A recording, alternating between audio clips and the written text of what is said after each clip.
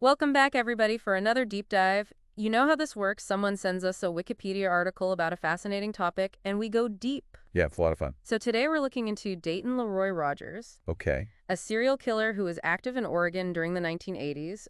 You sent this one in, and looking over his Wikipedia article, it looks like there's some interesting twists and turns to this case. Definitely. Plus, this really unique detail that helped investigators connect him to the victims. So, Sounds intriguing. yeah, let's jump in. So tell me a little bit about Dayton Leroy Rogers. Who was he? Well, he was born in 1953, so he was active in the 80s. Okay. But what's really interesting is he seemed like he was leading just a totally normal life, married with a child, working as a mechanic, Right. and he just also happened to be targeting and killing women. Yeah, that seems to be a theme we see pretty often when we look into these cases, right? Yeah, it's like this duality, Yeah. They're able to kind of function in normal society. Appear normal. Exactly.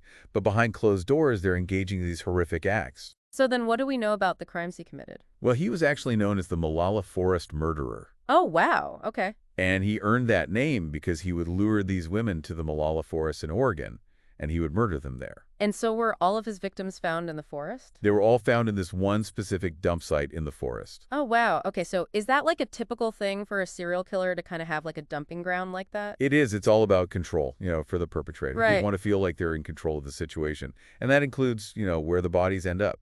So this case has a particularly unique aspect to it that we mentioned earlier. Can you tell us about the detail that investigators found that connected Rogers to his victims? Yeah, it's actually pretty strange. Okay. Rogers had this habit of mixing vodka with orange juice in a very specific way. Okay. It sounds kind of mundane, but this ended up being a crucial piece of evidence in the case. That's wild. I would have never guessed that a drink preference could be so important in a murder investigation. So how did that actually help the investigators? So at the dump site where they found the bodies, investigators also found empty orange juice bottles, and there were traces of vodka in them. Wow. And these weren't just any orange juice bottles. They were the specific brand and type that witnesses had seen Rogers buying. Oh, wow. Okay. And you combine that with the witness statements about his unique way of mixing these drinks, and it just all added up. So it's like a combination of those details, right? Exactly. It's not just the orange juice bottle. It's not just the vodka. It's all of it together. It all fits together. Yeah, it paints this picture and it links him to the crime scene. Exactly. It just goes to show how important it is for investigators to pay attention to even the smallest details. Right, because you never know what seemingly insignificant thing could end up being a major clue. Absolutely. Wow, that's fascinating. So we know Rogers was targeting vulnerable women, but can you tell me anything about the victims? Who were they? Sadly, a lot of their stories haven't really been told, Right. But we do know some of their names: Maureen Ann Hodges, Christine Lotus Adams, Cynthia DeVore, Nandasi, Noni Cervantes, and a 16-year-old girl, Riatha Giles. 16 years old. That's awful. Yeah.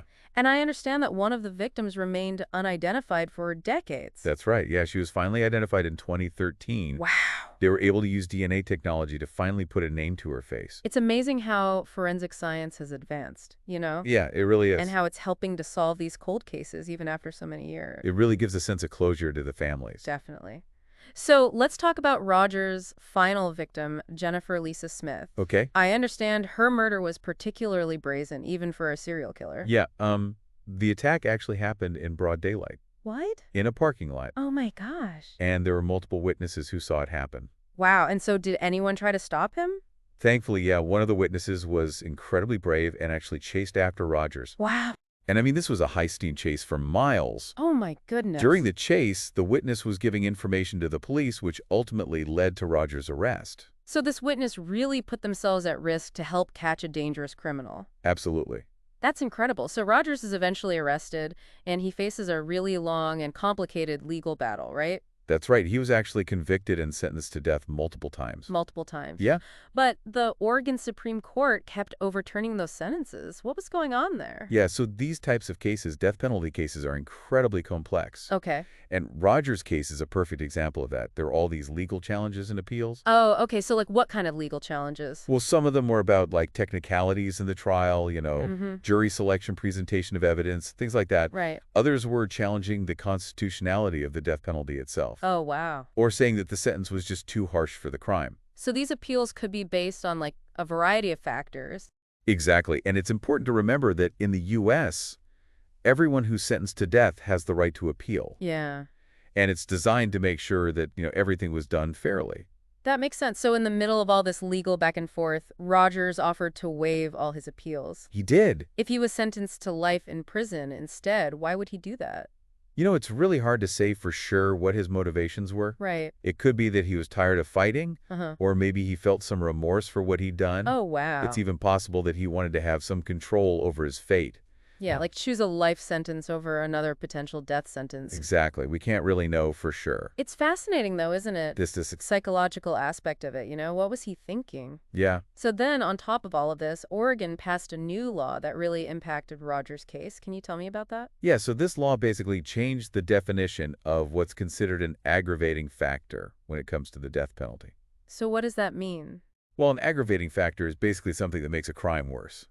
Okay. And in Oregon, the new law made it much harder to give someone the death penalty. Oh, so they kind of raised the bar for what constitutes a death penalty case? Exactly, and because of that, Rogers' death sentence was overturned yet again. Wow. So even though he had been sentenced to death multiple times before this new law basically gave him another chance? That's right, it changed the whole legal landscape for his case. And then, of course, there's one more twist in this story. Yeah, in 2022, Governor Kate Brown commuted all the death sentences in Oregon Right. to life in prison without parole. So that includes Rogers, obviously. Yeah. What was the reasoning behind that decision? Well, Governor Brown, she never really explained her reasoning in detail, Okay. but she did say something about believing that the death penalty is immoral. Okay, so it seems like she was making a statement against capital punishment in general. I think so, yeah. And this decision, of course, sparked a lot of controversy. Definitely, it was a big deal. People who support the death penalty were outraged. Yeah, they felt like justice wasn't being served. Right, but then on the other hand, you have those who oppose capital punishment. Right. They saw this as a victory. Yeah, they were celebrating this as a step in the right direction. It's definitely a complex issue with strong opinions on both sides. It really is. So ultimately, Rogers is now serving a life sentence without the possibility of parole. That's right. It's a reminder that, our justice system is constantly changing. Yeah, laws are always evolving. Societal views are shifting. It's a lot to keep up with. It is. Well, we've covered a lot today, haven't we? Yeah, we really dove deep into this one. We started with, who Rogers was, Right. what he did. His victims. Yeah, all the twists and turns of his legal case. It's been quite a journey. It has. And, as awful as his crimes were, there were also these incredible acts of courage. Yeah, that witness who chased him. Yeah, I mean, talk about brave. So brave. Risking their own safety to try to stop him.